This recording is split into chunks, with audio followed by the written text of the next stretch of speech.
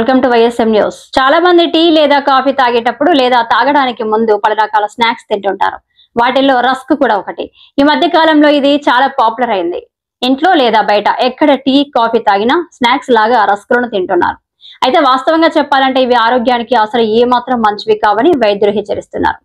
రస్కులను తినడం వల్ల ఆరోగ్యానికి హాని జరుగుతుందని అంటున్నారు. వీటిని మైదా పిండి, చక్కెర, నూనె, ఈస్ట్, కోడిగుడ్లు, పాలపొడి వంటివి ఉపయోగించి తయారు చేస్తారు. అయితే రస్కులు వాటిని తయారు చేసే విధానం వల్ల వాటిలో వాడే పదార్థాల్లో ఉండే పోషకాలను పూర్తిగా కోల్పోతాయి. ఈ క్రమంలో అలాంటి రస్కులను తింటే తీవ్రమైన నష్టాలు ఉంటాయి.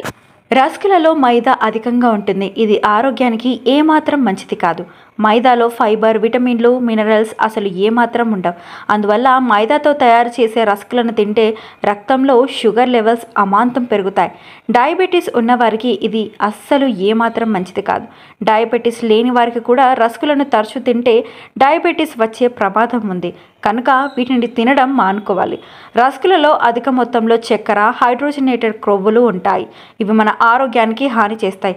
అధికంగా బరువు పెరిగేలా చేస్తాయి. దీంతో బీపీ అధికమవుతుంది. గుండె జబ్బులు వచ్చే అవకాశాలు పెరుగుతాయి.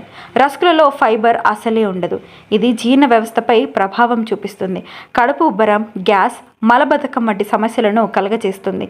రస్కులలో ప్రోటీన్లు కూడా ఉండవు. కనుక వీటిని తింటే మొత్తంలో ఇతర సమయంలో ఆకలి ఎక్కువ అవుతుంది. దీంతో ఆహారం అధికంగా తింటారు. ఇది బరువు పెంచేలా చేస్తుంది. కనుక రస్కులకు దూరంగా ఉంటే మంచిది.